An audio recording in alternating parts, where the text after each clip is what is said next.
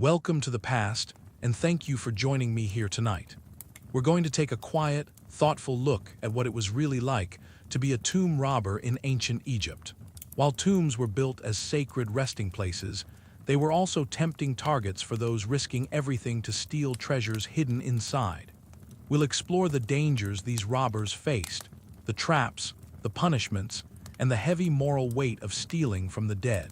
This is a calm, immersive journey into a shadowy part of history, told in a way that helps you relax and imagine what life might have been like for those who dared to enter the tombs. Let's begin.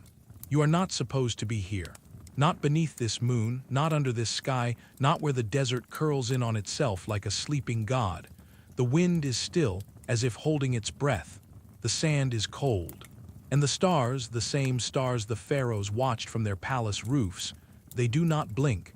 You step carefully, quietly, each movement deliberate. You have wrapped your sandals in linen to silence your steps. You've memorized the dunes and how they shift. You chose this night because it is dark and dry and silent. You know where you're going, you shouldn't, but you do. The slope is just ahead. The limestone face of the cliff leans toward the earth, as if burdened by what it conceals. You find the stone, half buried in sand, cracked with age. It looks like any other, but you know better. You place your hand on it. It's cooler than the air. Smooth, solid. Your fingertips find the notch, and the notch gives way to an edge. The edge becomes a seam, and beneath that seam the tomb. No one knows you're here. You told no one. You spoke of it only in your mind in the long hours before sleep, when hunger makes men dream louder than they think. You made no promises, took no oaths. You simply came, because something in you could not stay away. The city behind you sleeps in silence, but its silence is hollow. There is no bread in the market. The river has receded. The nobles feast behind thick doors, and even the temple priests have grown fat while your hands have grown thin. You once shaped stone for their monuments. Now your fingers shake when you fasten a rope. This is what they have left you. So now you take. You have heard the stories, of course. Everyone has. Tomb robbers swallowed by the earth. Mummies that wake screaming. Spirits that follow a man home and never let him sleep again. A curse written in black ink and tucked behind a god's eye. A name stolen by the dead. But stories fade when your stomach is empty. When your roof caves in. When your children watch you with the hollow eyes of waiting. There is treasure behind this stone, not just coins, not just gold, but beauty, lapis and turquoise, shells from foreign seas, perfume sealed in alabaster, linen woven for eternity, all untouched, all abandoned. What good does it do the dead? You brace your shoulder against the stone and push. It doesn't move at first, but you were ready for that. You press harder. There's a groan, low and slow, and the scent of old air trickles out like incense. It smells like dust, like dry wood, like something that hasn't breathed for 1,000 years. You lift the torch. A small flame, just enough. Just enough to see what waits. The passage is narrow, lower than you remember. You bend to enter. The limestone scrapes the back of your robe. Your foot knocks loose a pebble. It clicks against the floor. And in this silence, it sounds like thunder. You freeze, nothing answers. Not yet. You move again, slower now. One step, then another, your breath barely audible. The tunnel curves, not straight, never straight. The builders made it like a serpent, winding and secret. So that the tomb would stay hidden. So that the soul could sleep undisturbed. But you are disturbing it now. The torch flickers against the walls. You see traces of paint, blue, red, gold. The colors are faded but still there, still clinging. Gods with jackal heads, wings stretched wide, eyes watching you. You press deeper. The air thickens, heavier here, drier, like the tomb is swallowing the world behind you, like you've passed some invisible threshold where time moves differently. Your hand brushes something carved, an inscription. You can't read it, but you know what it says. Not the words, but the meaning. Go back. Leave this place. Let the dead sleep. You do not listen because your family is starving. Because the river no longer floods. Because the scribes grow rich while the workers grow thin. Because no one will ever give you what you deserve, and this might be the only way to take it. You keep walking. There is no turning back now. The The tunnel bends again. The torch dims slightly, and you adjust your grip. Somewhere beneath your feet, someone's name is written in gold, their story etched into stone, their body sealed inside a chamber meant to last forever. You are not supposed to be here, but you are, and the tomb is waiting. You didn't always plan to rob a tomb. It started slowly, a passing thought, a whispered joke shared between tired men hauling stones up dusty ramps. If I took just one necklace, someone would murmur, I'd never have to lift a hammer again. And everyone would laugh because it was forbidden. Because the gods were watching, because someone else would try it first, not you, but the thought stayed. Years passed, the city changed, the priests changed. The flood seasons became more cruel, less generous. You once earned your bread working near the Valley of the Kings, carving the gods into smooth limestone walls, polishing the statues meant to guard royal souls. You had skill, steady hands, a good name, but names are fragile things. Now when you walk through town, your neighbors look through you. No one hires, no one feeds. There are days when your children wake up crying, not from dreams but from hunger. Days when you pray to Osiris and the sky remains silent. You wonder at times if the gods still hear you or if they only listen to the rich. And still, you remember what they buried. The tombs are full. Gold-leafed masks, perfumed oils, bracelets and rings, carved scarabs, silver cups, linen spun so fine it floats in the air like mist. Enough wealth to rebuild your house 10 times over. Enough to never work again. Enough to feed your family until the next flood and the next and beyond. You know, of course, why it's there. In Egypt, death is not the end.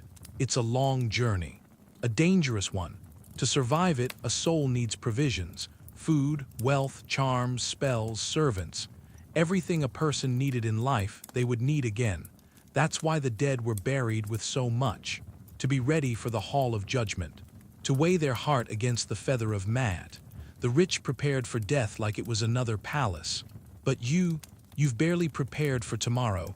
You didn't ask to be born poor. You were told to work hard, to follow the rules. But you've seen men with lazy hands and silver tongues grow fat under gold roofs. You've watched priests bless grain while your neighbors rot in their doorways. And still, the tombs sit silent, overflowing with treasure the dead will never use. You remember your friend Horam.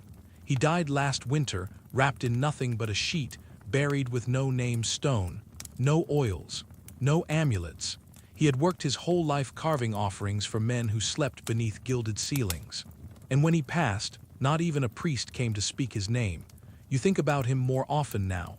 At first, you told yourself you'd never cross that line, but lines blur when you're starving, when your child's ribs show through his skin, when your wife tears the hem of her own dress to bandage a wound because the healer asks for payment you do not have.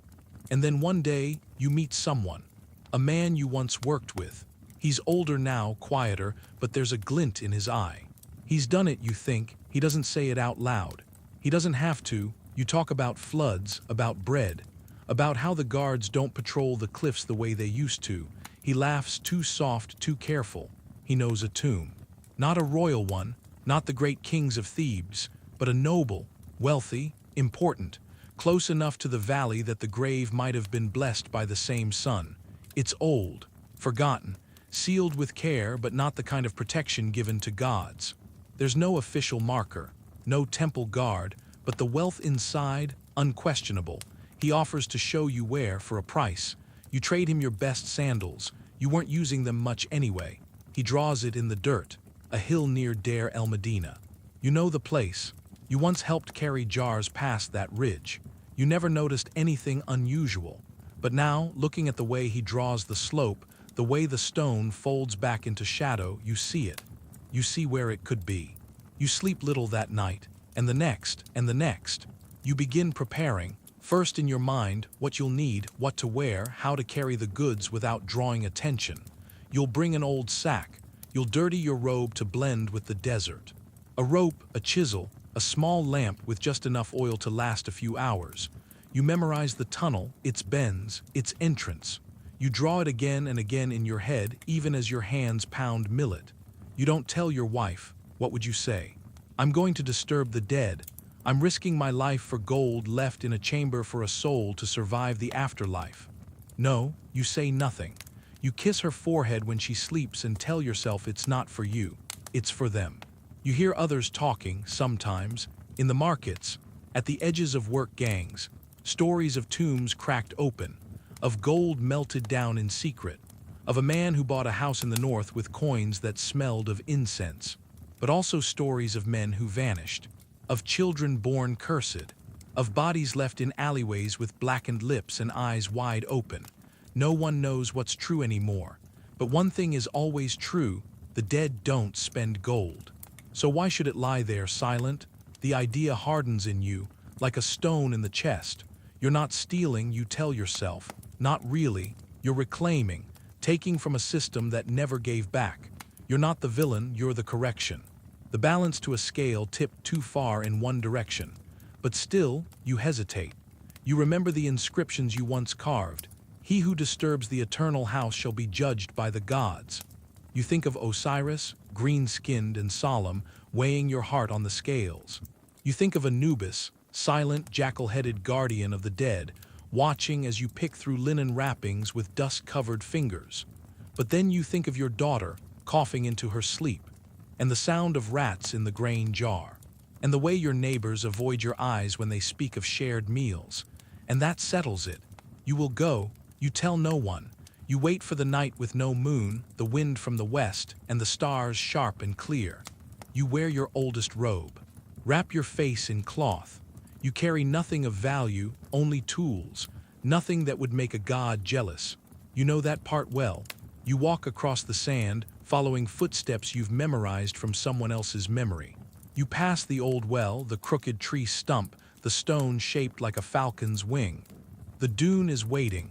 You know where to dig, just a little, enough to find the edge of the stone. The limestone entrance sealed with age, buried by time but not gone. And when you find it, when your fingers slide across its surface and feel the cold beneath the sand, it feels like touching something alive. You kneel, not in reverence, not in fear, but because, in that moment, the weight of what you're about to do finally settles in. This is real. You are going to rob the dead. You are going to take what was never meant for the living, but in your mind, you've already spent it. You've already bought the grain, replaced the broken sandals, patched the roof. In your dreams, your wife no longer worries, your children no longer cry, and your name is no longer spoken with pity. Just one tomb, that's all it will take. Just one. The night before you go, you sit in silence, not out of fear, not entirely, but out of a need to listen, to the wind, to your heartbeat, to the desert itself. There's something sacred about the stillness before a decision becomes an action. For days, the thought of this night burned in you like fire. But now that it's here, now that your mind is made up and the route memorized, a quiet calm settles in your chest. You cannot afford to panic. Not now. You review everything again. Not just your tools, but your story. What you'll say if someone sees you, if a guard asks why you're walking toward the cliffs. You've prepared a lie. You're looking for a lost goat. You're going to the old well. You've said it in your head so many times that it almost feels true. You pack your satchel with care. Only what you need. Nothing more. Nothing to weigh you down. A chisel, small and flat. Not meant to destroy, only to loosen. A length of rope, coiled and tucked tightly beneath your robe. A lamp filled with just enough oil. You cannot afford a full flame. Too bright. Too greedy. You'll need it only for a short time, long enough to find what you came for. A flint to light it, a small water skin, a cloth wrap for your mouth and hair to keep from leaving too much of yourself behind. And then you pause. You reach for the amulet you've kept since you were a child, a simple thing. Fired clay, worn smooth from years of worry. It's not valuable, not to anyone else, but it belonged to your mother. She said it would keep bad dreams away, that it was blessed by a temple priest in Memphis. You don't believe in charms anymore, but you take it anyway, because belief is strange and fragile and loud when you're alone. You think of the tomb again. It's not a king's resting place, not a temple complex or a royal crypt. Those are better guarded and more dangerous. The Valley of the Kings is no place for someone like you. You would never make it out. No, this tomb belongs to a lesser noble, a court official perhaps. Someone important enough to be buried with riches, but forgotten enough that no one watches the grave anymore. You try to remember his name, but you never learned it. You know only the shape of his tomb, the sloping hill, the sandstone face, the sealed passage carved in secret. You remember how tombs were designed not to be visited, but to remain sealed forever. The deeper the chamber, the safer the soul, the longer the tunnel, the farther from the living world. The ancient builders knew people like you would come one day. So they tricked the tomb, designed it to confuse, to hide, to punish. Corridors that zigzag without pattern, false doors painted with spells, decoy chambers filled with empty jars and fake coffins, vertical shafts hidden beneath loose stones, waiting for a careless step. Sometimes, in the richest tombs, they say there were even traps, stone blocks set to fall, walls meant to collapse if disturbed. You've never seen one yourself. You don't even know if they're real, but the fear is real, that's enough. You can't afford to trust anything. You think back to your years at the worksite. You weren't a master artisan, but you learned by watching. You studied the way the foreman directed the cuts, the slope of the ramps, how they hid entrances behind slabs painted to match the cliffs. You remember watching a tomb being sealed once. A priest muttered words in a language older than the stone, while workers rolled the final stone into place. They smeared mud along the edges to make it blend with the wall. Then the priest turned and said, "This door shall not open again until the end of days." You remember how final it sounded, and now you're going to open one. You plan for the guards. There are fewer than there used to be. The central government is weak now. Priests argue with governors. The tomb inspectors are paid less, if they're paid at all. Many of them are just as hungry as you. Still, some guards remain. They walk the main roads near the royal necropolis. They sleep near the wealthier shrines. You mark their patterns, you learn their habits. There's a path behind the old temple ruins. It's longer, harder, but it keeps you hidden. You'll take that one. You plan for the wind, too. You wait for a night when it comes from the south. That way, your scent drifts away from the dogs. You plan for silence. You walk at dusk to test your steps. You learn which rocks shift, which sand is soft enough to swallow sound. You practice holding your breath, because even breathing can be a betrayal. And still, you plan for failure. You leave no sign at home that you're gone. You take no note, no token, no farewell. You know what will happen if you're caught. You've heard the stories. Some are ancient legends of men who disturbed the tombs and were cursed to wander blind. Others are official, written in ink on papyrus, stored in the records of judges. You once saw a scrap of one, a trial transcript from years ago. It told of 3 men who broke into a royal tomb. They were caught, tortured, questioned. Their answers inked into record by scribes. Line by line, one confessed, the others denied, but denial meant nothing. All 3 were impaled. Their families were shamed. Their names struck from the scrolls. Their children barred from temple grounds. Their descendants whispered about for generations. And even worse, they were buried without ceremony. No tomb. No mummification. No priest to speak their name. No offering table. Their souls, according to the old belief, would wander the desert, nameless and starving. You wonder which fate is worse, death in this life or torment in the next. Still you plan, you know the tomb's likely layout, not because you've seen it, but because most tombs follow a pattern. A sloping entrance shaft, steep but walkable. A main corridor, sometimes straight, more often angled. A second room, often filled with offerings. Then the burial chamber where the sarcophagus lies. If it's a noble tomb, there may be side rooms for servants or even for wives. But they aren't always predictable. Builders change the designs depending on rank, budget, or superstition. Sometimes chambers are sealed behind flat stone. Sometimes the body isn't where it should be. You prepare for that. You bring extra cloth to wrap what you take. You bring a dull knife, not to harm, but to lift lids, to peel away offerings from dried resin, to cut through stiff wrappings if you must. You don't want to disturb the dead. You really don't. You only want what they no longer need. You hope they understand that. You visit a temple the day before, Not one of the grand ones, not Karnak, not Luxor, but a small one half forgotten. Its priests are tired, its walls are faded. You leave an offering, dates and a strip of linen. You don't ask for forgiveness, only luck. You light a bit of incense. Let the smoke curl upward toward the old gods. You whisper their names, not too loudly, not like you used to. But you say them, because deep down, beneath the hunger and the planning and the logic, you are still afraid. And fear, too, is a kind of offering. You sleep only a little. You wake before the sun just to feel the silence. The house is still. The walls breathe with the night's cold. You watch your children sleep. Your wife stirs once but does not wake. You don't kiss her this time. You gather your things, you walk out into the dark. You step softly, you say nothing. The desert greets you like an old friend, wide, empty, knowing. The stars stretch high above you, uncaring and ancient. You walk toward the cliffs, heart steady, footsteps light, and far ahead the tomb waits. Buried, sealed, silent. But not for long. You stand at the threshold now. The desert night is far behind you. Here, beneath the earth, the air is still and ancient, heavy with secrets and silence. The faint glow of your lamp is the only light, flickering shadows against walls carved long before you were born. The entrance is narrow, cramped. You must bend low to pass through the rough-hewn stone. Your fingers brush the limestone walls, rough and cool, worn smooth only in patches where others have touched before you. The stone seems alive somehow, whispering of time and decay and forgotten prayers.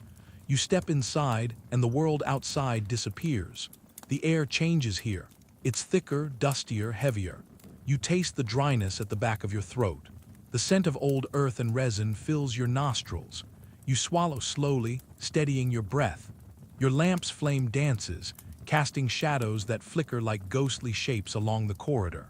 The walls are painted faintly with ochre reds, faded blues, and golds dulled by centuries.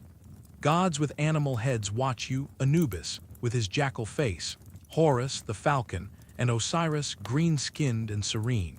Their eyes seem to follow you. You tell yourself they are just paint, just art. But there is a weight behind them, something more. You walk slowly, every step deliberate.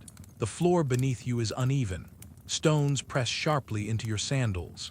Loose pebbles threaten to betray you with a sudden crunch. You pause and listen. Only your breath answers back. The corridor bends. You follow its curve like a snake winding into the earth's belly. The walls narrow here, pressing in from both sides, suffocatingly close. You feel the chill of the stone seep through your robe. You reach a fork. The left path looks shorter but ends in a dead end, a painted false door sealed tight. The right path dips down, narrowing further. You remember your friend's warning, follow the longer path, the one that snakes deeper. You choose right. The tunnel winds again, leading you into a small chamber.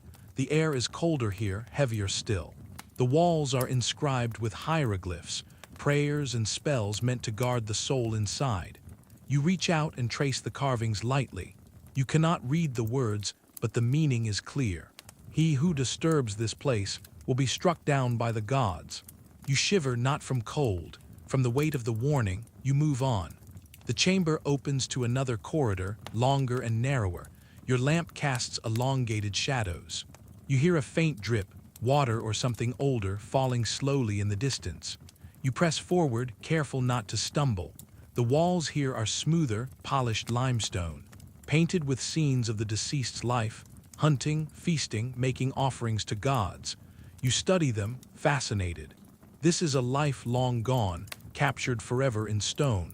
You wonder if the man buried here ever imagined someone like you would walk through his halls. You come to a sealed stone door. It's massive, heavier than anything you've lifted before. Its surface is carved with intricate patterns, symbols of protection. You set down your sack. You take the chisel and begin to work. The stone resists.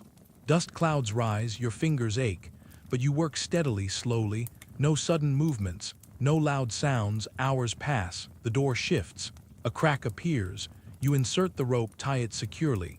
Slowly, inch by inch, the stone slides aside. Inside is darkness deeper than the tunnel. You light your lamp again. You step inside the burial chamber. It is large. The air smells ancient and sweet. perfume, resin, and the faint hint of decay. In the center lies the sarcophagus, a stone coffin, carved with care and painted with gold and lapis lazuli. The face of the deceased smiles faintly from the lid. You remember the stories of the Ba, the soul, that lingers near the body, of curses meant to protect it. You reach out, your hands tremble. You place the amulet you carry on the lid, a small offering, a silent plea. You begin to lift. The lid is heavy, but it moves. Inside is darkness, and then the faint gleam of treasures, jewels, amulets, rings, bracelets, gold and silver glitter like stars in the lamp's light. You gather what you can, not everything, only what you need. As you work, you hear a faint sound, a whisper, no, the wind, the desert's breath. You stop, hold your breath, wait. Nothing, you tell yourself it's just your nerves. You gather your prize and begin to leave. The tunnel seems longer on the way out. The shadows deeper, you hurry. Outside, the desert waits, silent. Watching, you breathe deeply, you survived. But something feels changed. You are not the same, the tomb has touched you, and you will carry it with you forever. You thought you had escaped. The desert night welcomed you back, cool and vast, stretching under an indifferent sky.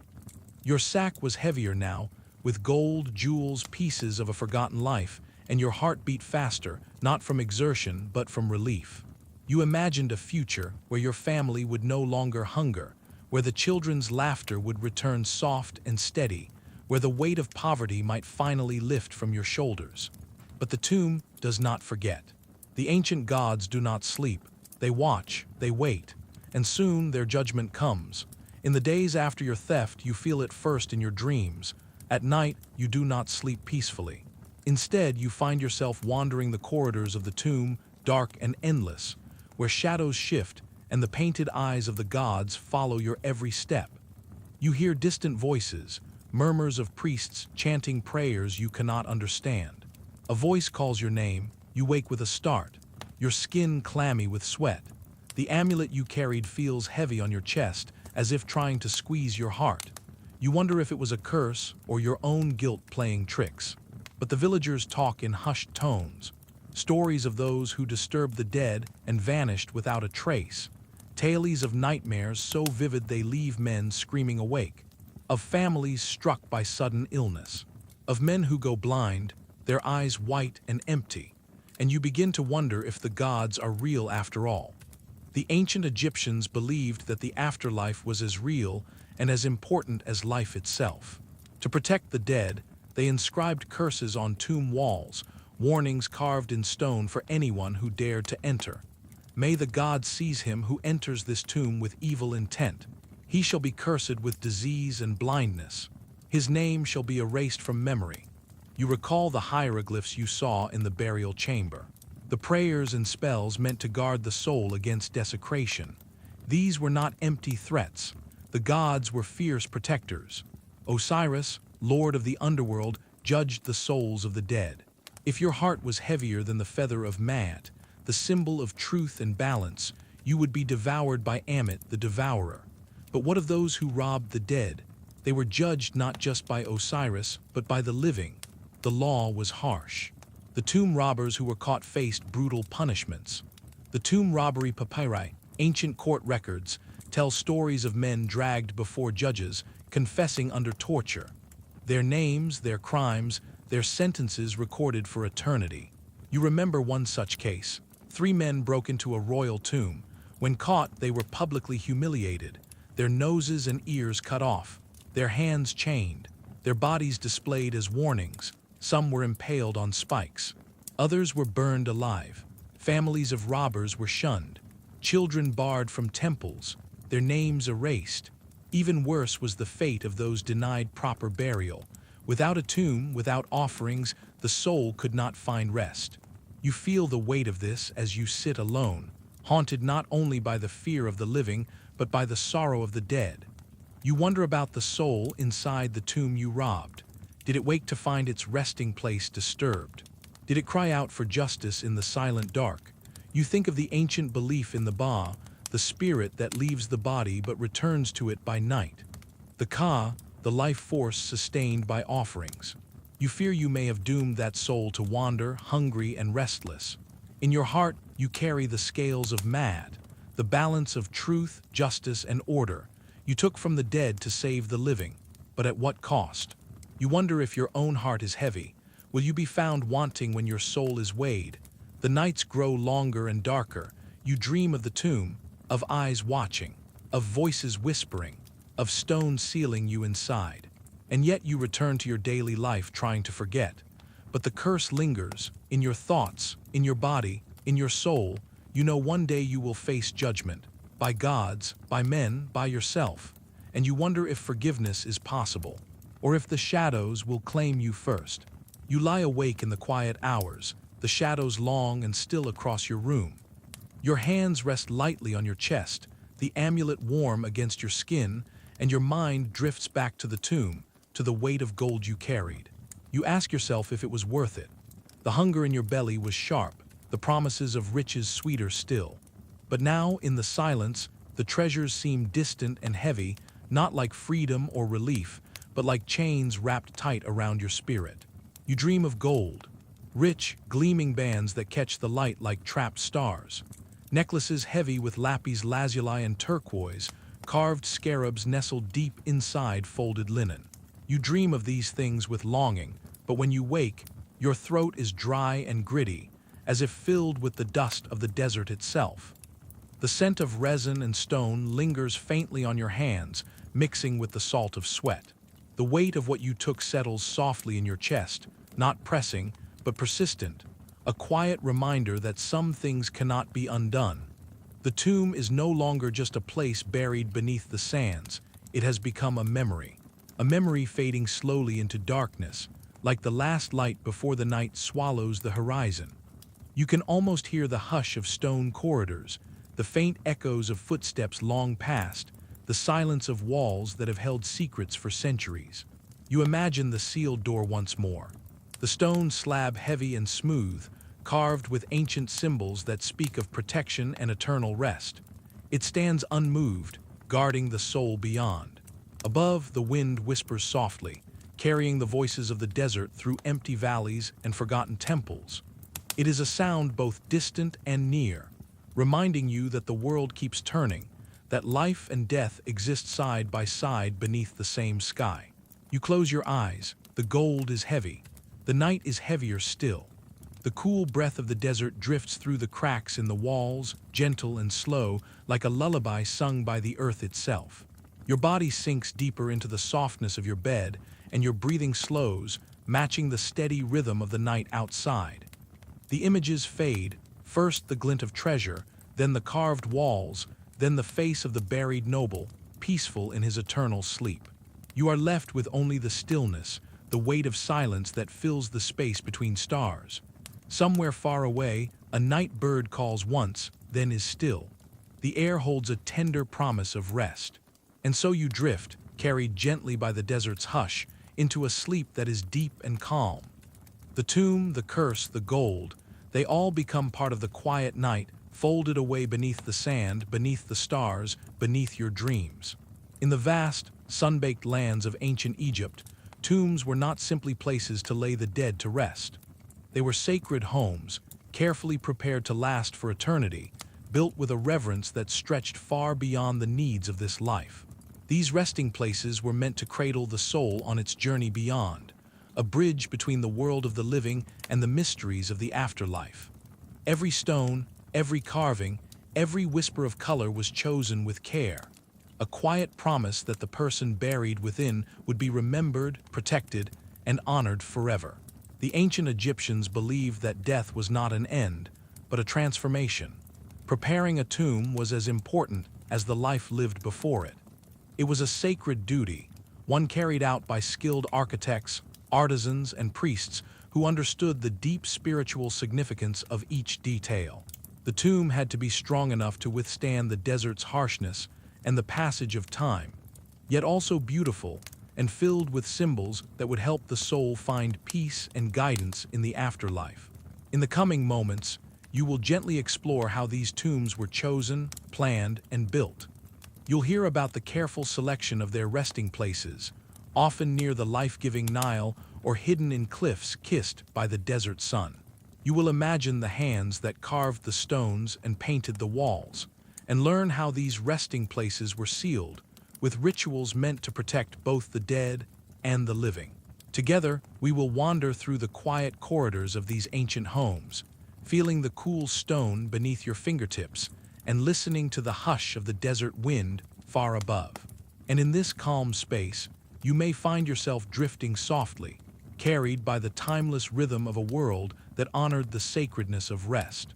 Choosing the perfect resting place for a tomb was a thoughtful, careful process in ancient Egypt. It was never random or rushed. The location mattered deeply, not only for practical reasons, but because it carried spiritual significance.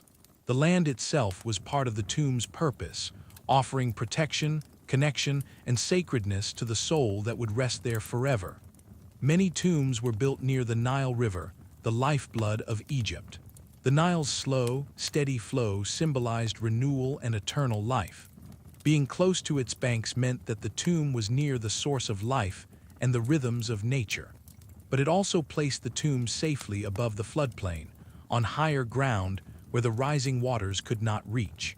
This balance between closeness and safety was essential, a reminder that death and life are intertwined but distinct. Others were carved into natural rock formations, hidden within cliffs that rose stark and silent against the desert sky. These cliffs offered shelter and strength, natural fortresses guarding the tomb from wind and sand. The Valley of the Kings, for example, is tucked deep into the limestone cliffs west of the Nile, chosen for its remote isolation and spiritual power. Here, many pharaohs and nobles found their final home, protected by the mountain itself and the sacred silence that filled the valley. Sacred sites were also important. Tombs were often placed near temples or burial grounds that had long been places of worship. Saqqara, one of Egypt's most ancient necropolises, became a resting place for many because of its association with the god Ptah and its proximity to Memphis, the ancient capital. The choice of location connected the tomb to divine forces, offering spiritual protection and blessings. Geography and belief worked hand in hand. Tomb builders believed the earth itself held power, a living presence that could nurture or harm. The desert's harshness was a challenge, but the stones and hills were allies, guardians of the soul's journey. Selecting a site was an act of harmony, blending natural strength with spiritual hope. As you imagine these quiet places, the river's gentle current nearby, the stillness of cliffs towering above, the ancient sands stretching endlessly, you begin to feel the profound care that went into choosing a tomb's resting place. It was more than a spot on a map. It was a sacred sanctuary for eternity. The moment a tomb site was chosen, the careful work of planning and design began.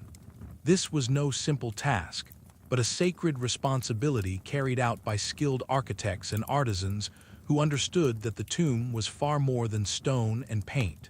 It was a home for the soul's eternal journey, a place where every detail mattered deeply. Architects were respected craftsmen, trained in the secrets of geometry and symbolism. With reed brushes and papyrus scrolls, they began by sketching the tomb's design. These early blueprints mapped out the corridors, chambers, and hidden spaces. They planned the tomb not just as a physical shelter, but as a spiritual guide for the deceased's passage through the afterlife. The layout was meant to protect, to confuse those who might disturb the resting place, and to provide safe passage for the soul. Typically, tombs followed a pattern shaped by tradition and belief. A narrow entrance led down into the earth, descending through a sloping corridor. This passageway was often winding, meant to slow and deter any unwanted visitors. The corridor opened into a series of chambers, each with its own purpose. Some held offerings of food, drink, and precious goods, meant to sustain the soul beyond death. Others contained statues or symbolic items that represented the deceased's hopes and roles in life. At the heart of the tomb was the burial chamber, the most sacred space. Here rested the sarcophagus, carved from stone or wood, carefully sealed to protect the mummy within. Surrounding this chamber, smaller rooms might hold the possessions of servants or family members, reflecting a belief in continued companionship after death. One fascinating feature of many tombs was the inclusion of false doors and hidden passages. These architectural illusions were designed to confuse tomb robbers and also to serve a spiritual purpose. The false doors acted as portals for the soul, places where the deceased spirit could pass between worlds. They were painted with inscriptions and symbols, welcoming the Ka, the life force, and inviting it to receive offerings left by the living. Traps and pitfalls, though not always common, were sometimes built into tombs to deter those who sought to steal. These might include concealed pits, collapsing walls, or heavy stones rigged to fall. The fear of curses and divine punishment accompanied these physical defenses, weaving a protective web around the tomb. Symbolism was everywhere in tomb design. Colors, shapes, and images carried meanings that reached far beyond decoration. The use of certain colors, like deep blues and golds, represented life, divinity, and rebirth. The walls were often covered with scenes of the deceased's life, but also with spells and prayers from the Book of the Dead, meant to guide and protect the soul. Hieroglyphs were not only written messages, but magical symbols that brought the images to life. Gods and goddesses appeared alongside the tomb's owner, offering protection and guidance. The architecture itself became a story, a journey woven into stone and pigment. Every curve of a corridor, every painted symbol, and every sealed door was designed to honor the delicate balance between life and death. The tomb was a sacred map, leading the soul safely through the darkness toward the light of eternity. As you imagine these ancient plans unfurling beneath your fingertips, the soft scratch of brush on papyrus, the careful measurements laid out in sand, you begin to see the tomb not just as a resting place, but as a carefully crafted sanctuary.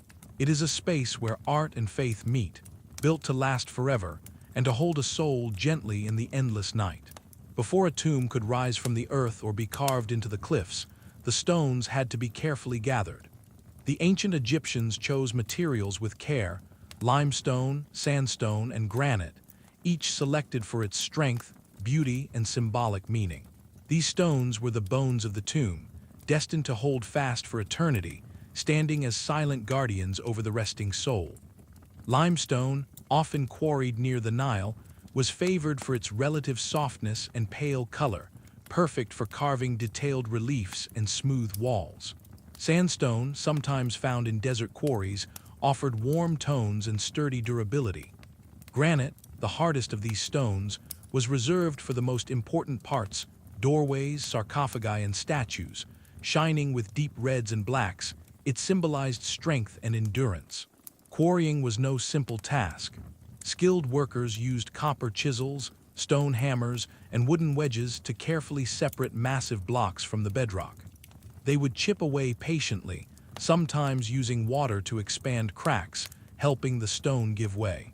The air would fill with dust and the sounds of steady hammering, a rhythm as old as the desert itself. Once the stones were freed, transporting them was a grand effort. The largest blocks, sometimes weighing several tons, needed clever solutions to travel across the sandy landscape. Often, they were loaded onto wooden sledges.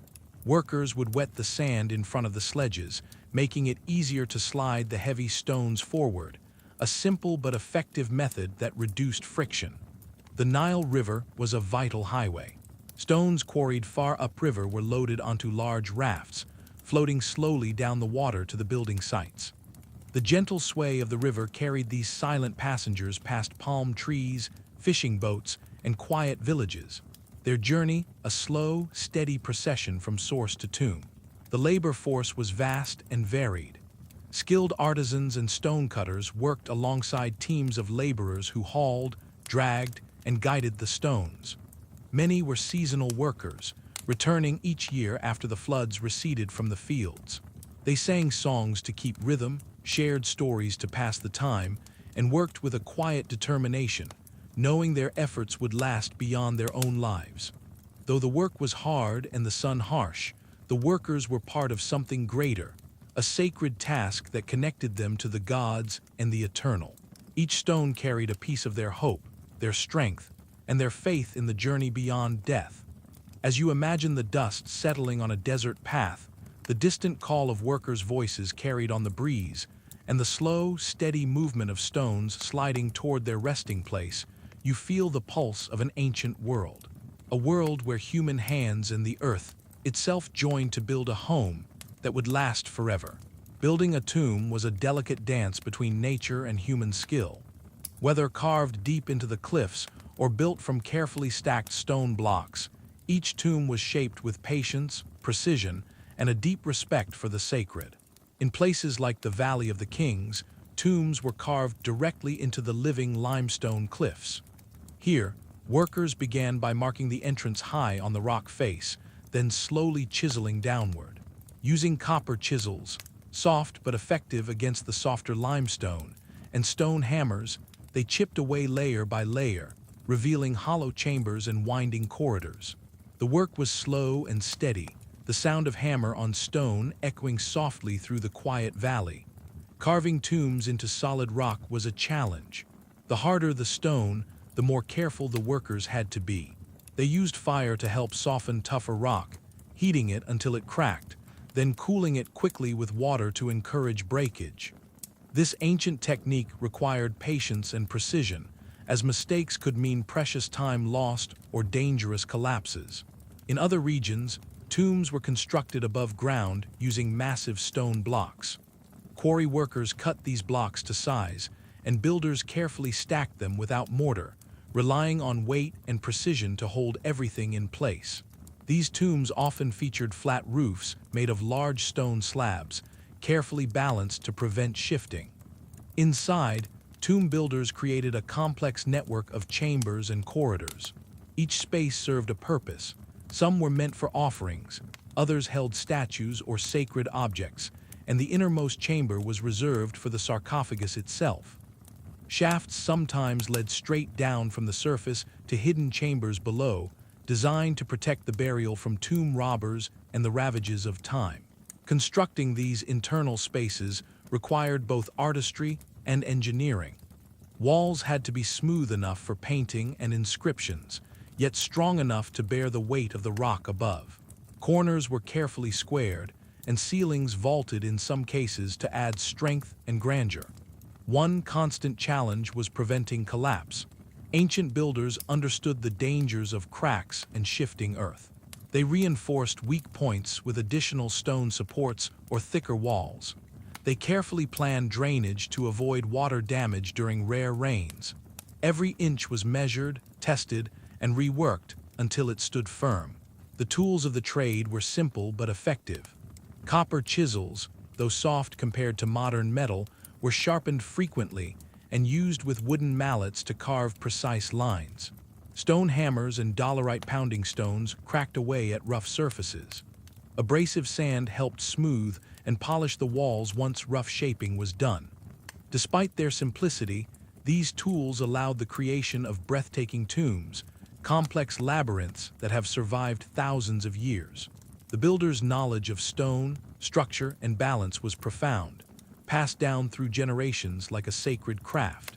As you imagine the slow, rhythmic sound of chisels tapping, the dust rising gently from carved walls, and the soft murmur of workers communicating in hushed tones, you can almost feel the ancient hands shaping stone and space with care.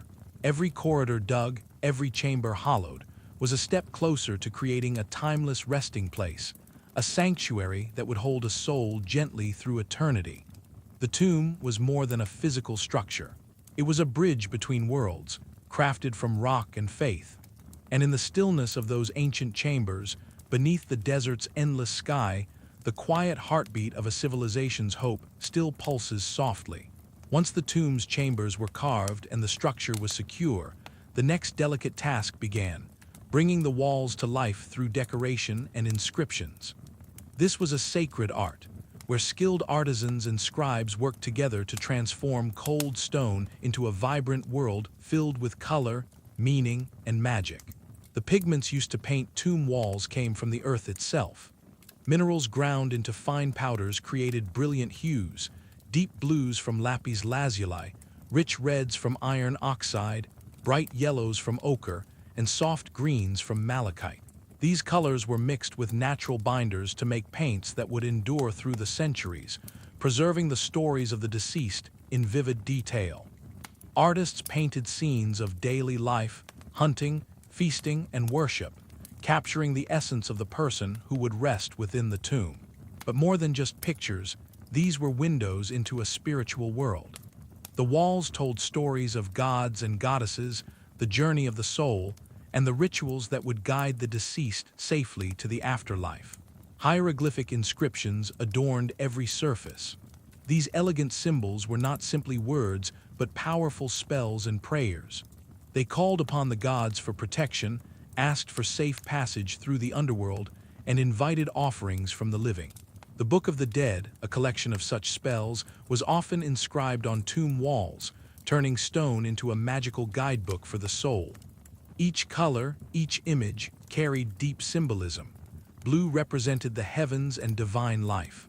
Gold symbolized the eternal sun and immortality.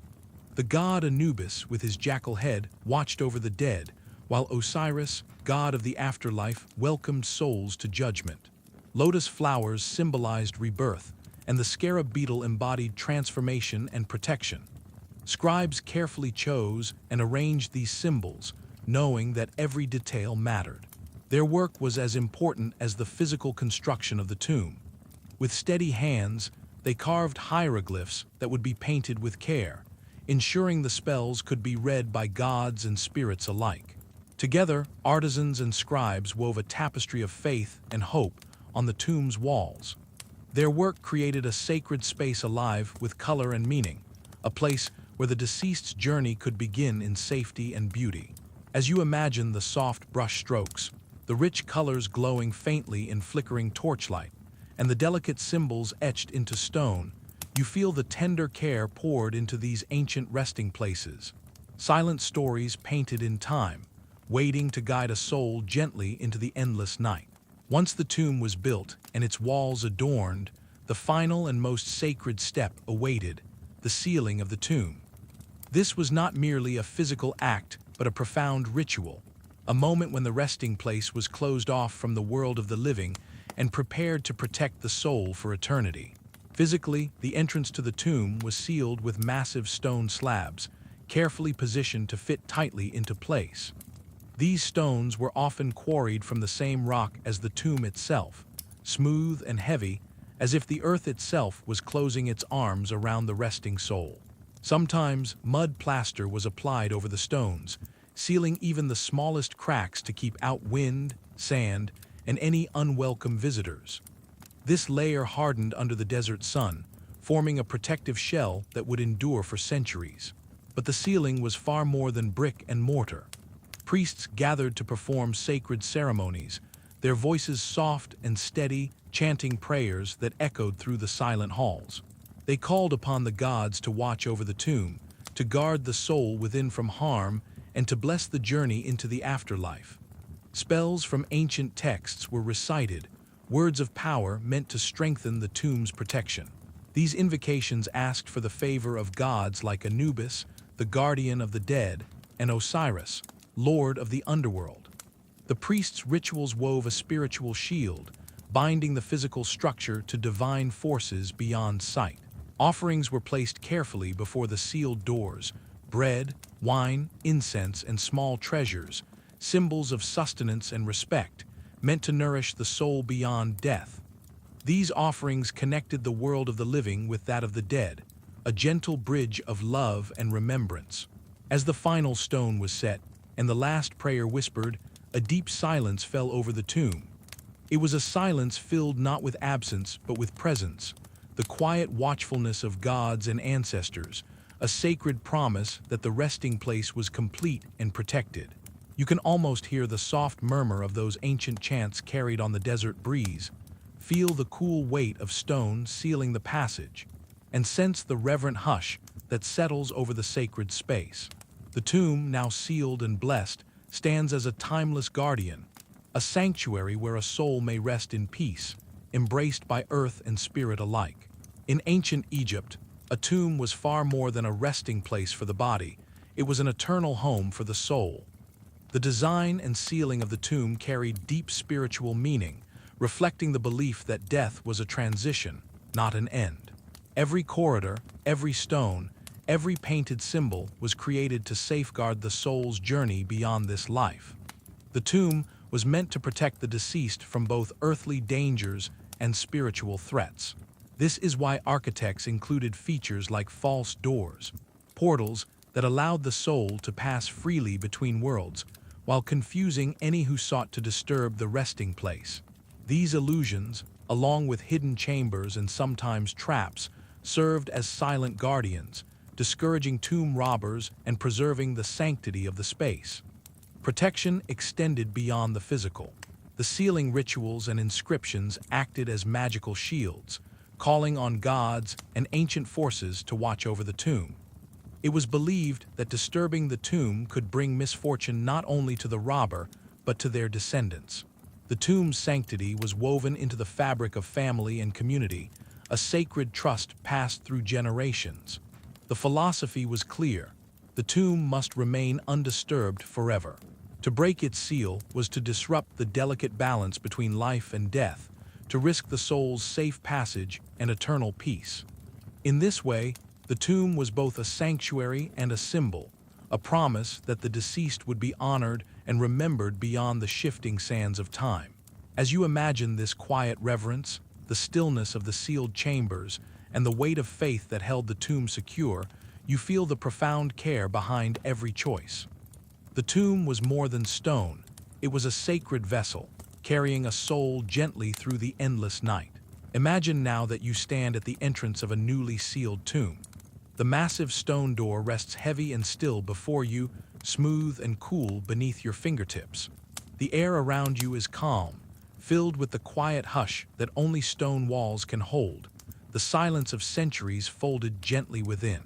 Step inside slowly and softly.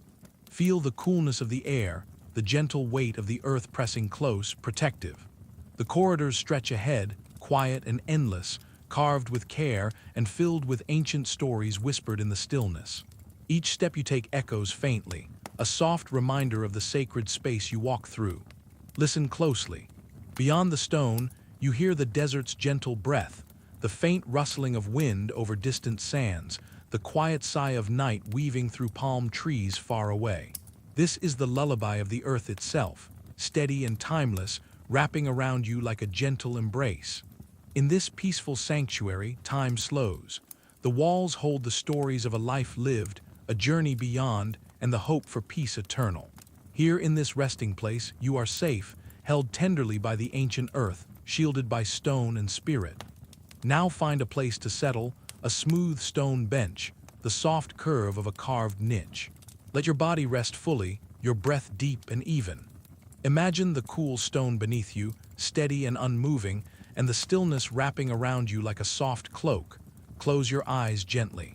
Feel the quiet calm growing like the slow folding of night. The gold and treasures are distant now, the desert wind your only companion. Here in this sacred place, you rest, safe, serene, and free. Drift slowly deeper into the silence. The tomb holds you, the earth holds you, and the endless night welcomes you home. In ancient Egypt, death was not seen as an ending, but as the beginning of a sacred journey. Burial customs were more than simple ceremonies. They were profound rituals, carefully performed to honor the dead and prepare their souls for the afterlife. These customs reflected a deep belief that life continued beyond the physical world, and that the soul needed guidance, protection, and care to find its way. For the Egyptians, the body was more than flesh and bone. It was the vessel that housed the soul, and preserving it was essential for the journey ahead. The rituals performed before, during, and after burial were designed to safeguard the deceased, to ease their passage through the mysterious realm beyond death, and to ensure they would live on peacefully in a new world. In the coming moments, we will gently explore these sacred customs. You will learn about the careful art of mummification, where the body was prepared and preserved with reverence. We will follow the solemn funeral procession, a journey filled with prayers, music, and offerings, leading to the tomb where the soul would rest. You will discover the significance of tomb placement and the continuing rituals performed by the living to honor and connect with those who have passed. Together, we will enter a quiet world where life and death intertwine, where every action carries meaning, and where ancient beliefs still whisper softly through time. As you listen, allow yourself to drift calmly, embraced by the gentle rhythm of this sacred journey. In ancient Egypt, preserving the body was an act of deep spiritual significance. The Egyptians believed that the soul could only live on if its physical form remained intact, a sacred vessel for the life force beyond death. This belief made mummification one of the most important rituals, performed with care, reverence, and great skill. The process began soon after death, in special embalming workshops where priests and embalmers, trained in sacred rites, prepared the body for its eternal journey. Their hands worked methodically, guided by ancient knowledge and prayers, ensuring the soul's safe passage. The first step was the careful removal of the internal organs. The lungs, stomach, intestines, and liver were taken out through a small incision on the left side of the body. Each organ was treated separately. They were dried and preserved in special containers called canopic jars, each guarded by a protective deity.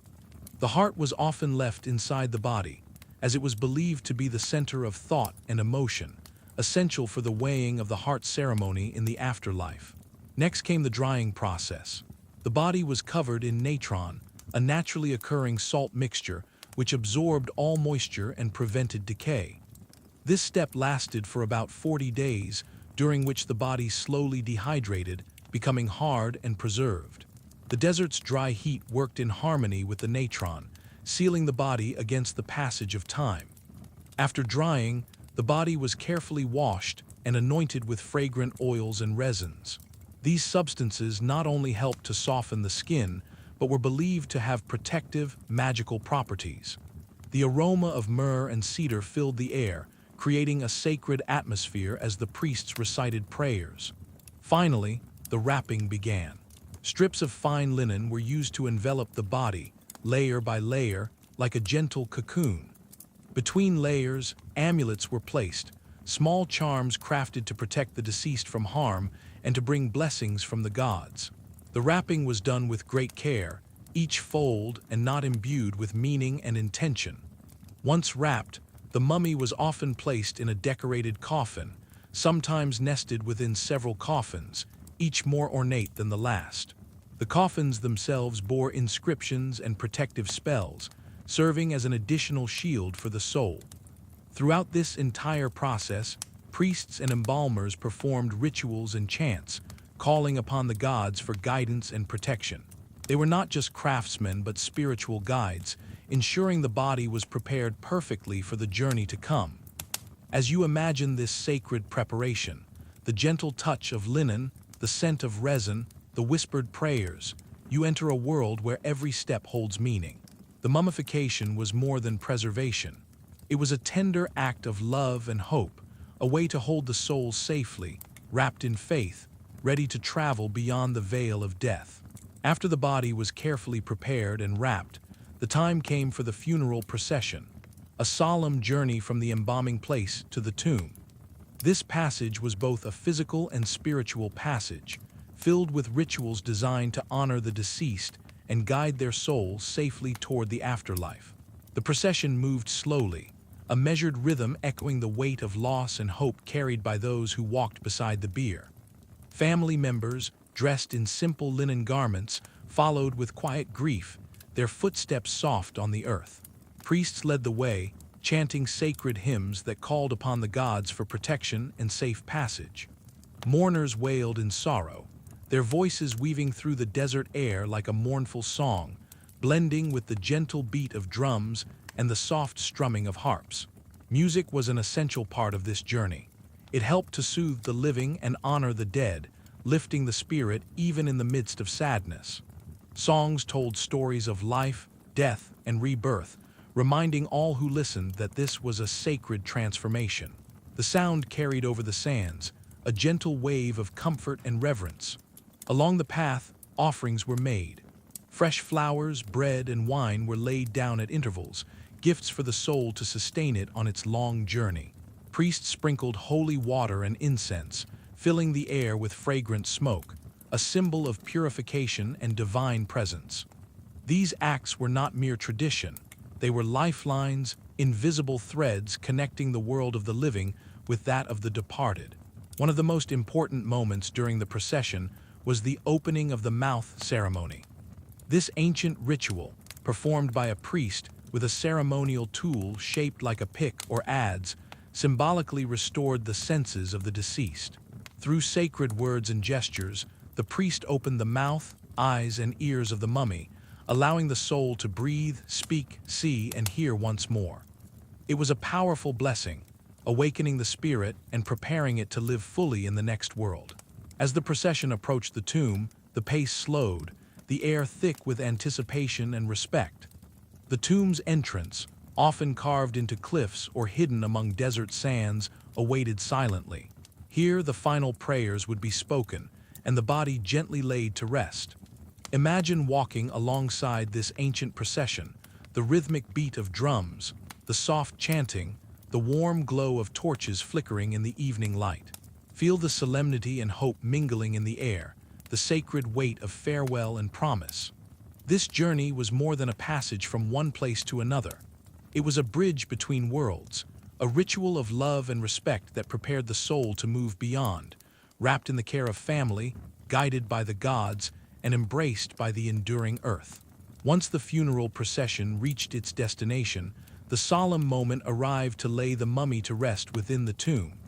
This was the heart of the burial customs, a sacred act where the physical body, carefully prepared and wrapped, was placed into its eternal home. But this resting place was far from empty.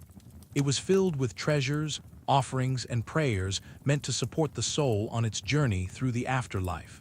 The mummy was gently lowered into the burial chamber, often within an elaborately decorated coffin or series of coffins, each adorned with inscriptions and protective symbols.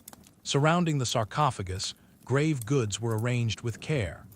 These included everyday items from the deceased's life: jewelry, clothing, tools, and even food and drink.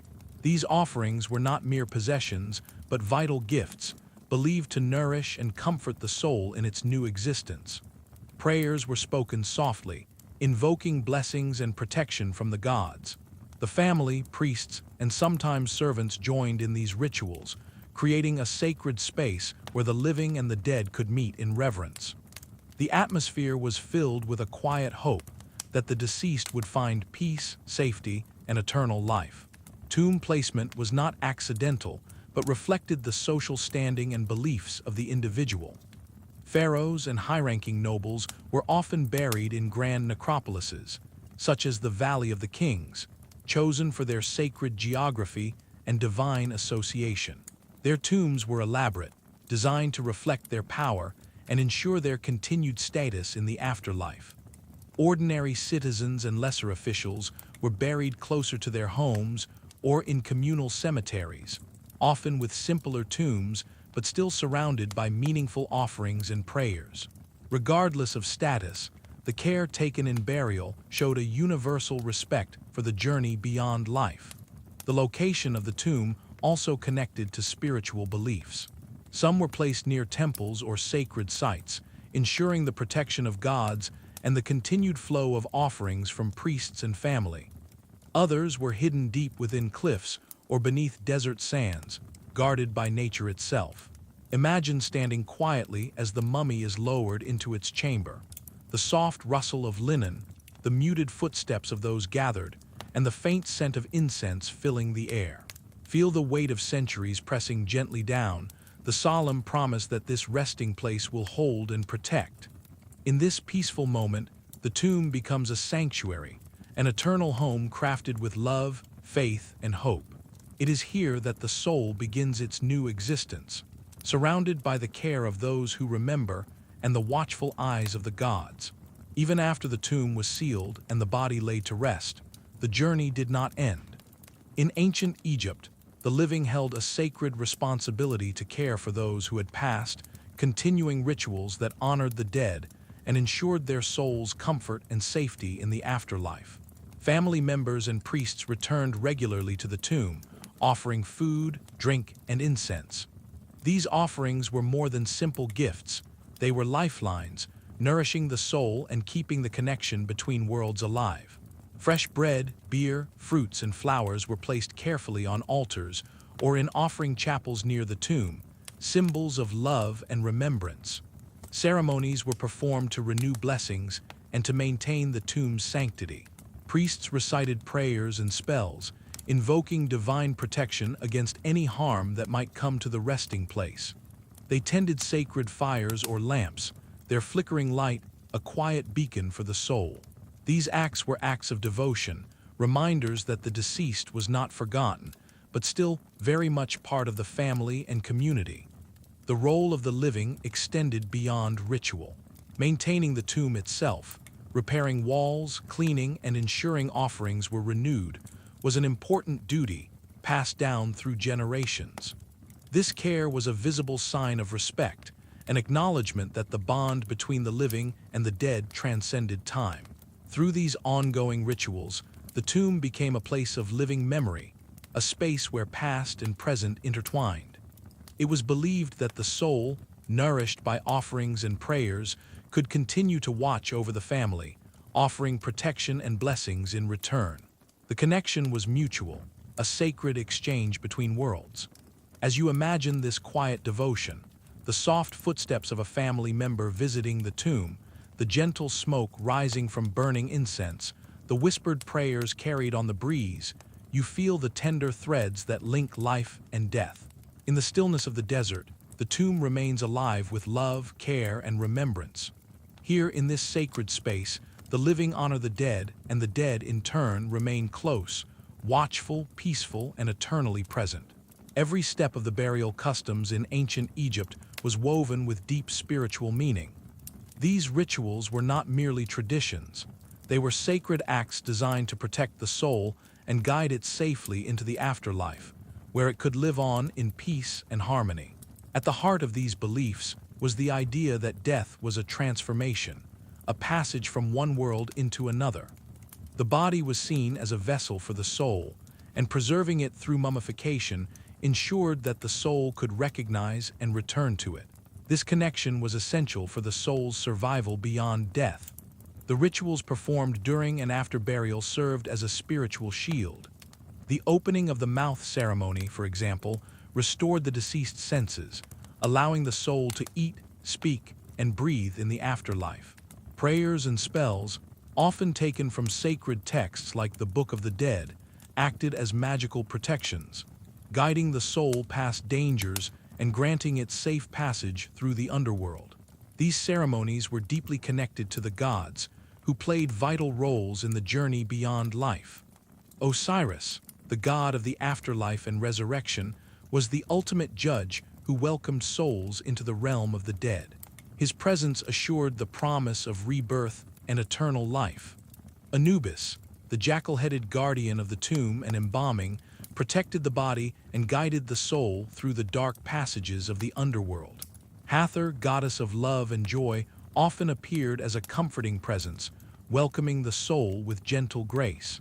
The tomb itself was designed as a sacred space, infused with divine protection. Symbols and inscriptions called upon these gods to watch over the deceased, while offerings and rituals maintained the bond between the living and the divine. The belief was that with the gods' favor, the soul would be safe, its journey unhindered.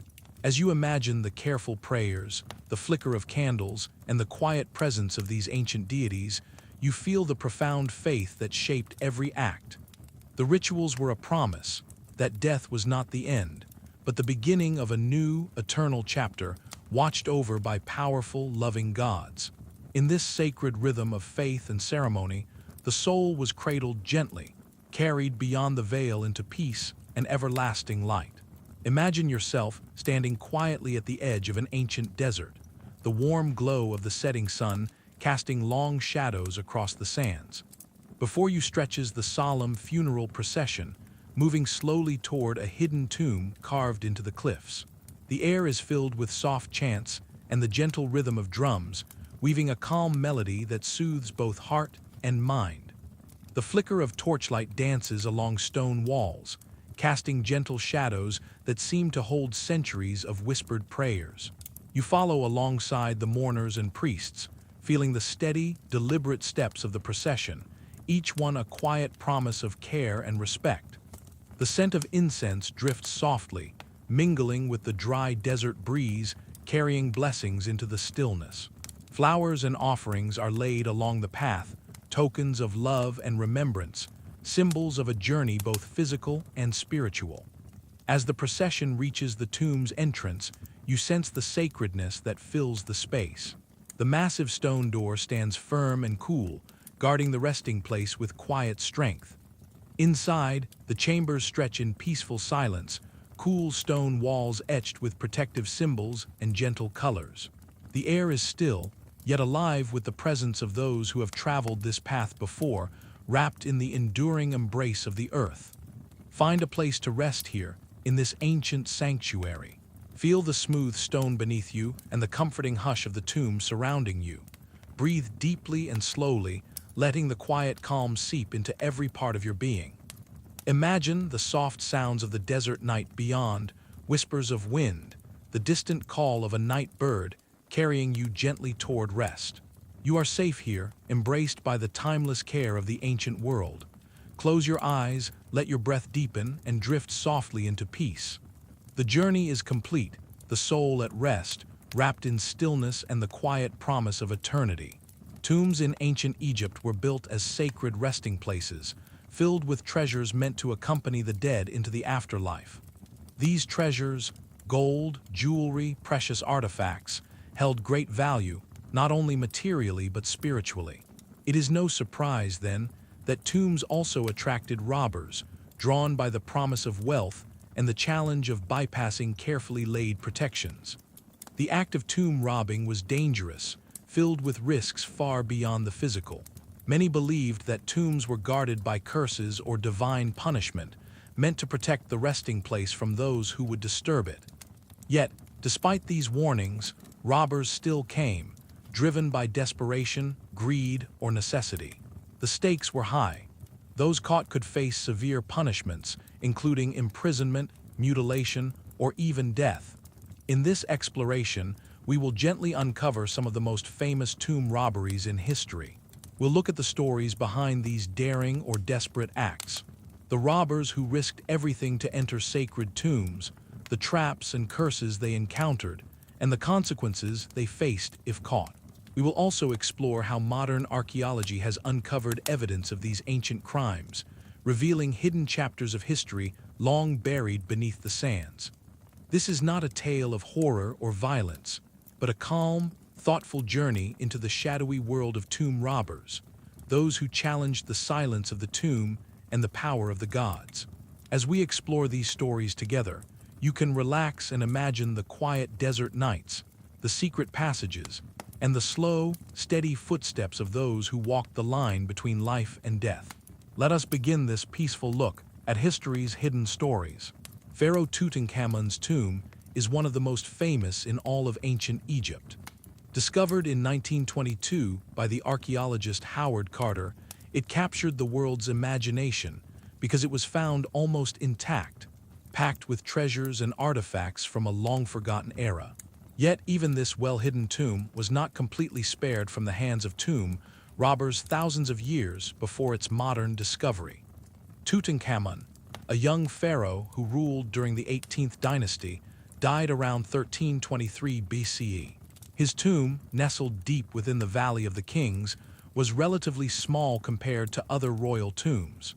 It was sealed carefully, but evidence suggests that ancient robbers had attempted to break in shortly after his burial. These attempts were only partially successful.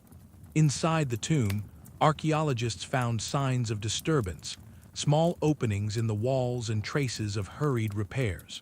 Some valuable items had been removed, but many treasures remained, hidden behind sealed chambers. It seems that the robbers were interrupted or frightened away before they could fully plunder the tomb. Some experts believe they may have been caught, or that the elaborate design of the tomb itself helped protect its most precious contents. The reason for the tomb's partial survival was likely a combination of factors. Its relatively obscure location and the swift actions of officials may have limited the damage. The Valley of the Kings was notorious for frequent robberies, but Tutankhamun's tomb was somewhat overlooked for centuries, buried beneath layers of debris. The modern discovery of the tomb had a profound impact on Egyptology. It was the first nearly intact royal tomb found in the modern era, providing invaluable insights into burial practices, art, and daily life in ancient Egypt. The treasures, including the famous golden death mask, told a story of a vibrant culture that valued both beauty and the afterlife. While the tomb's discovery sparked worldwide fascination, it also reminded us of the dangers tomb robbers faced and the lengths ancient societies went to protect their sacred sites. Tutankhamun's tomb stands as a symbol of both human curiosity and the enduring power of ancient beliefs. As you imagine the quiet chambers of the tomb, the flicker of candlelight illuminating golden artifacts, and the silent footsteps of robbers long gone, feel the stillness and mystery that surround this hidden world.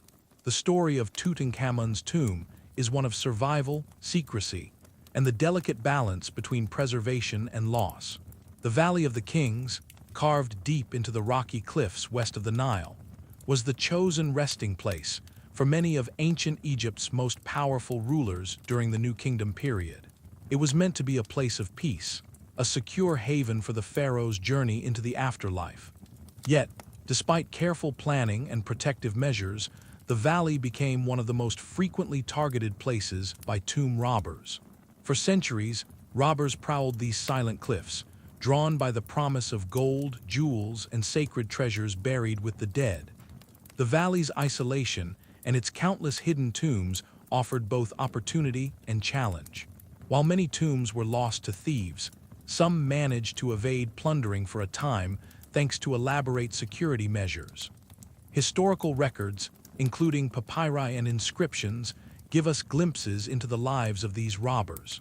One of the most important sources is the Abbot Papyrus, dating from the 20th dynasty, which records investigations into tomb robberies. It details cases where robbers were caught in the act or shortly afterward, and the tombs they had disturbed. The papyrus reveals the extent of tomb robbing as a persistent problem and the efforts made by officials to combat it. The robbers were often skilled and well-organized. They knew how to bypass traps, false doors, and hidden passages designed to confuse or deter intruders. Some tombs had corridors sealed with heavy stones or filled with sand, intended to hide the true burial chamber. Yet through force, cunning, or inside knowledge, robbers found ways to break these defenses. Despite their success, many robbers were eventually caught. The ancient justice system treated tomb robbery as a serious crime, one that threatened both social order and the sacred balance between life and death. Punishments were severe.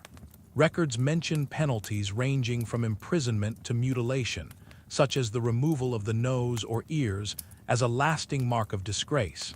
In some cases, execution was the final sentence.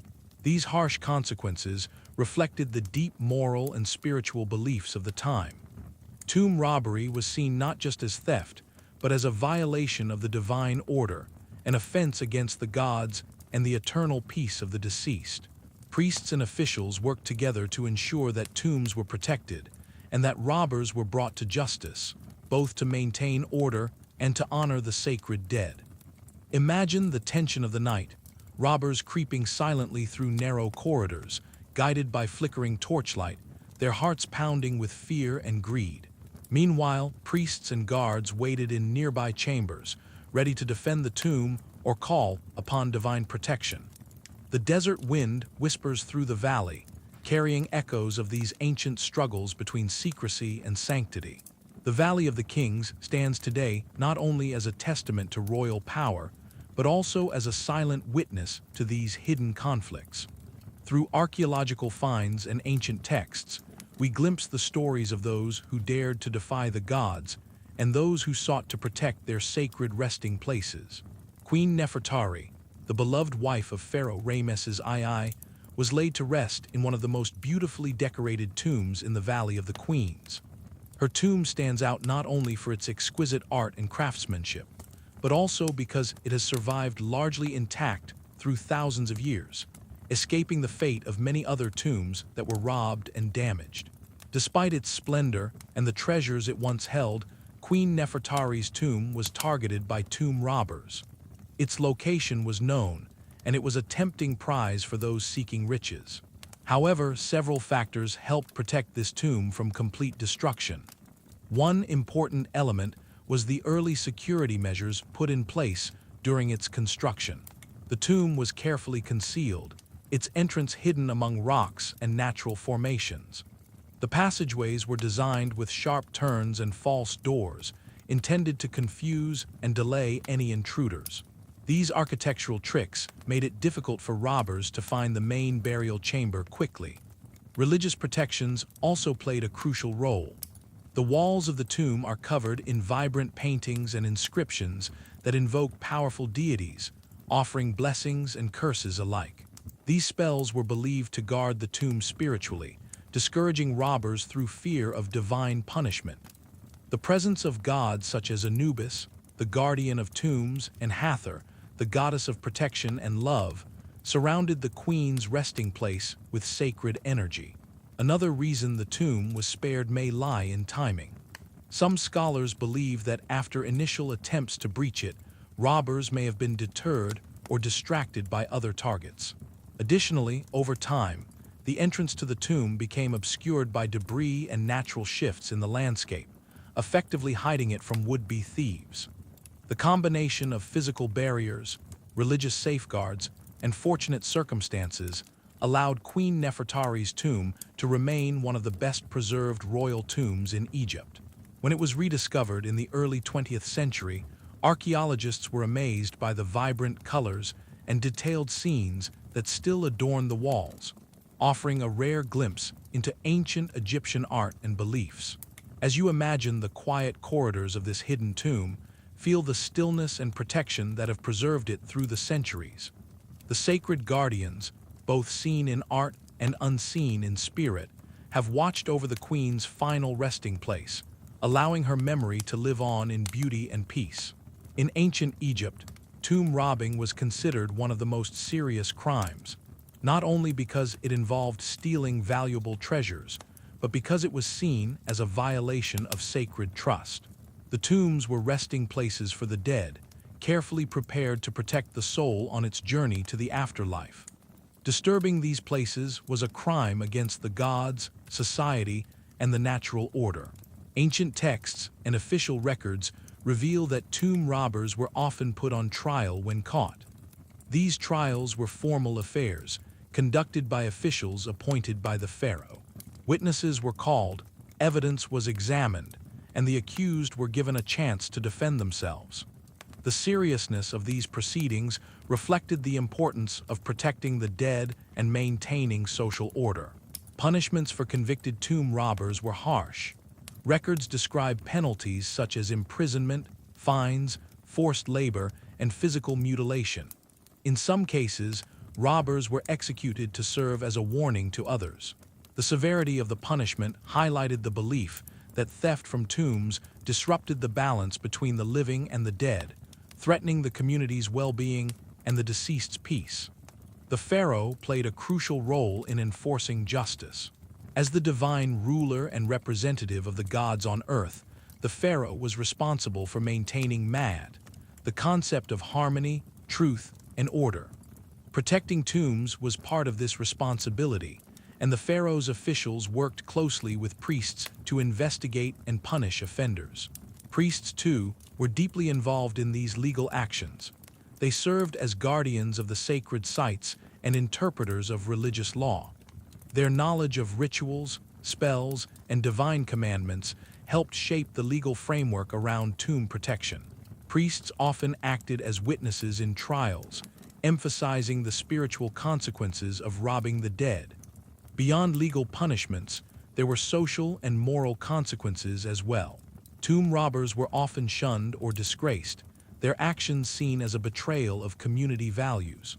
The fear of divine retribution, curses, or misfortune sent by the gods added a spiritual weight to their crimes. Imagine a quiet courtroom in ancient Egypt, where priests and officials gather to deliberate, the accused standing before them. The seriousness of the moment is palpable, a reminder of the sacred trust placed in tombs and the length society went to protect it. This solemn process was a vital part of preserving the balance between life, death, and the eternal. Modern archaeology has uncovered many tombs in ancient Egypt that bear the unmistakable signs of robbery. These discoveries help us understand not only the treasures that were taken, but also the methods and motivations of the ancient thieves who risked so much to enter these sacred places. When archaeologists excavate a tomb, they often find evidence of forced entry, broken seals, disturbed burial goods, and hidden chambers left open.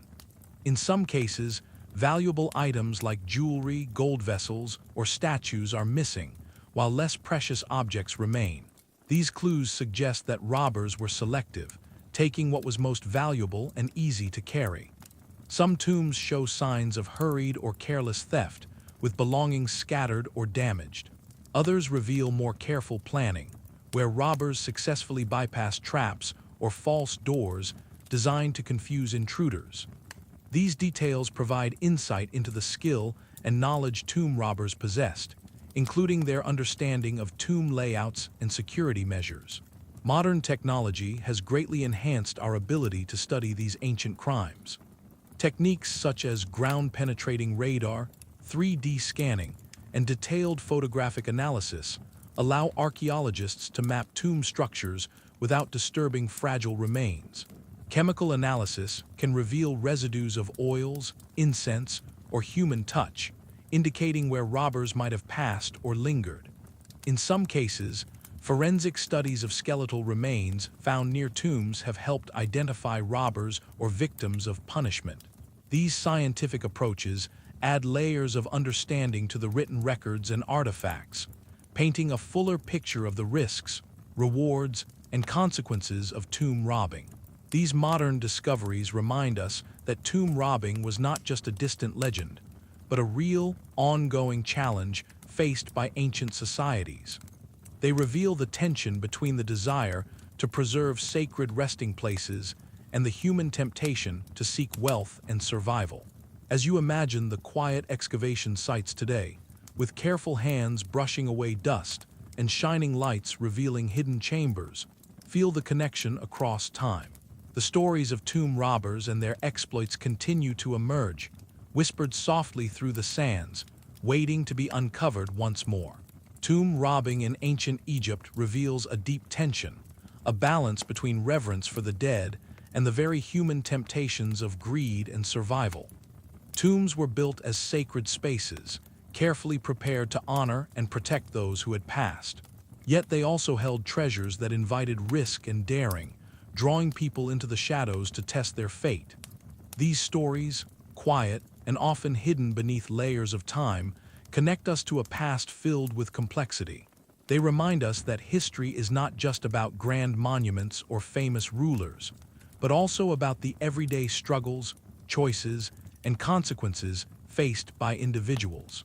The robbers, the priests, the guards, all played roles in a larger story about life, death, and the enduring search for meaning. As you listen now, imagine the stillness of ancient tombs, the soft echo of footsteps, and the whisper of wind through the desert. These places hold memories, not only of those who rest within, but also of those who dared to disturb them. The mysteries of tomb robbing invite us to reflect on respect, consequence, and the delicate dance between preserving the past and the forces that challenge it. Now, as you settle deeper into rest, let these quiet reflections ease your mind. Picture the desert night, calm and endless, where ancient stories drift softly like sand, carrying you gently toward peaceful sleep. Here in this moment, you are connected to the timeless rhythm of history, safe, calm, and embraced by the quiet mysteries of the past. Tomb robbing in ancient Egypt is often thought of simply as an act of greed, people breaking into sacred resting places to steal gold and treasures. But the reality was more complex. For many, tomb robbing was driven by harsh realities and difficult circumstances. It was not always a choice made lightly, but one born of necessity, desperation, or ambition in a challenging world. Life in ancient Egypt could be unpredictable and at times very harsh. While the civilization is famous for its grand monuments and rich culture, ordinary people often faced economic struggles, especially during periods of famine, political unrest, or social change. Crop failures, fluctuating trade, or labor demands could leave families without enough food or resources. In such times, the promise of wealth hidden within tombs became a tempting, if dangerous, option. These treasures were more than just riches. They were symbols of power, security, and status. For those struggling to survive, taking the risk to enter a tomb could mean the difference between poverty and a better life. Tomb robbing was sometimes a desperate response to a world that offered few opportunities for advancement or security. Understanding this motivation helps us see tomb robbers not just as criminals, but as people shaped by their environment and circumstances. Their actions reflect a human struggle with hardship, survival, and the hope for something more. As we explore this topic further, we will gently uncover how economic pressures and social ambitions influenced those who dared to cross the boundaries between the living and the dead. Economic pressures played a significant role in driving many individuals toward tomb robbing in ancient Egypt. While the civilization is often remembered for its wealth and grandeur, life for many was not always easy or stable. The land depended heavily on the annual flooding of the Nile, which brought fertile soil for crops. But when the floodwaters failed to arrive on time or were too low, the result could be poor harvests, famine, and widespread hardship. During these difficult times, entire communities could suffer. Food became scarce, and families struggled to survive. In such desperate circumstances, the treasures hidden within tombs, gold, jewelry, precious stones, were seen as a potential lifeline. Though dangerous and forbidden, tomb robbing offered a way to provide for loved ones or simply to avoid starvation. The motivations behind tomb robbing varied. Some were lone individuals, driven by immediate need and desperation, taking whatever they could carry in hopes of quick relief. Others were part of more organized groups, working together to carefully plan and execute raids on tombs. These gangs often had better knowledge of the tomb layouts and security measures, allowing them to bypass traps and avoid detection more successfully. The difference between these two kinds of robbers highlights the range of circumstances behind tomb robbing, from impulsive acts of survival to calculated efforts driven by ambition or profit. Yet, whether acting alone or in groups, all faced significant risks. The penalties for being caught were severe, but for many, the threat of punishment was outweighed by the immediate needs of life. Understanding the economic pressures of the time helps us see tomb robbing in a new light. It was not simply about greed, but often about survival in a world where food and resources could suddenly become scarce. These harsh realities shaped choices and actions, casting a shadow over the grand history of ancient Egypt. As we continue, we will explore how desperation intertwined with ambition, creating a complex picture of those who dared to enter the tombs. Robbing a tomb in ancient Egypt was never a simple or safe task. The risks were high and the dangers many. Yet, for some, the potential reward was enough to push them forward into the shadows. The treasures hidden within tombs, gold, precious stones, finely crafted artifacts, promised wealth beyond ordinary reach. For those facing desperate circumstances, these riches offered a chance to change their lives. The tombs themselves were designed to protect their contents. Traps, false doors, sealed chambers, and the fear of curses guarded these resting places. Entering a tomb meant navigating darkness, uncertainty, and the possibility of severe punishment if caught. For many, the risk was real and immediate. Yet there are stories, both recorded in ancient texts and uncovered through archaeology, of people who took this chance. Some were driven by sheer desperation, willing to face death or exile to support their families. Others were motivated by ambition or greed, prepared to test the limits of their courage. The line between bravery and recklessness was thin. Those who succeeded often had careful plans, inside knowledge, or sheer luck. Those who failed faced harsh consequences. One ancient papyrus tells of robbers caught in the act, surprised by guards or priests. The punishments they faced were severe, including imprisonment or worse. Still, the temptation remained strong for many, illustrating the powerful mix of hope and fear that surrounded tomb robbing. These stories remind us that tomb robbing was not simply a crime, but a dangerous gamble. Each decision to enter a tomb was weighed against the risks and rewards, the unknown lurking in dark corridors, and the chance of a better future. As you imagine the quiet corridors of these tombs, think of the footsteps that crept cautiously through the shadows, the tension in the air, the beating heart of someone walking a fine line between survival and disaster. This delicate balance between courage and recklessness shaped the stories of those who dared to cross the boundary into the realm of the dead. Beyond economic hardship and desperation, some tomb robbers were driven by ambition and the desire to change their place in society. In ancient Egypt, social status was often fixed by birth, and opportunities to rise were limited. For a few, tomb robbing offered a chance to acquire wealth quickly, wealth that could be used to improve their standing, gain favor with powerful individuals, or secure a better future. Stolen treasures from tombs, gold ornaments, jewelry, fine clothing, were more than objects of material value. They were symbols of power and prestige. Possessing such items could elevate one's reputation within a community or among peers. In a society where outward display mattered, this sudden wealth could open doors that would otherwise remain closed. Ambition and survival often intertwined. For some, the risks of tomb robbing were balanced not only against the immediate need to survive, but also against hopes of long-term gain. The possibility of escaping poverty or hardship provided motivation that went beyond mere desperation. However, this ambition came with moral and social consequences. Tomb robbers were often seen as betrayers of community values, disrupting the sacred trust that held society together. While some might have envied their success, many were shunned or punished harshly if caught. The desire for status did not exempt them from the laws or the spiritual beliefs that condemned their actions. This complex mix of survival instinct and personal ambition reveals the human side of tomb robbing.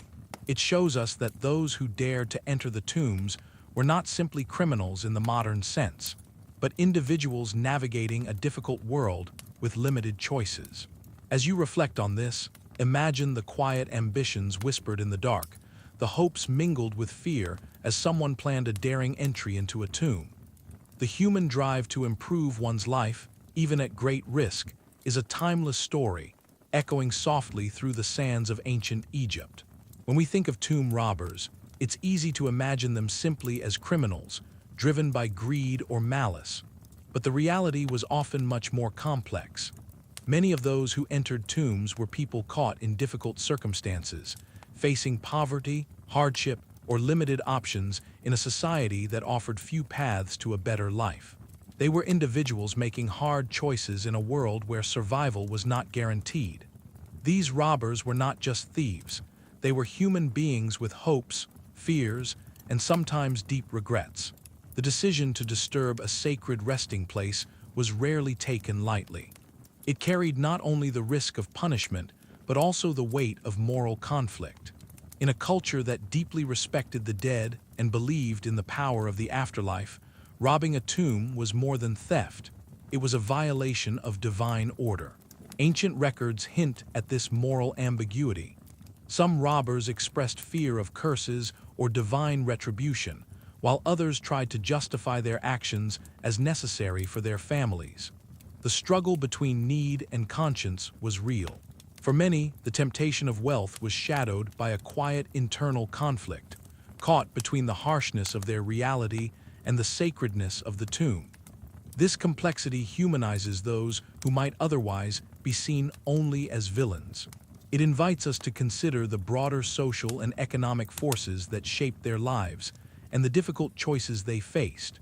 Tomb robbing becomes not just a crime, but a story of survival, desperation, and the struggle to find hope in dark times.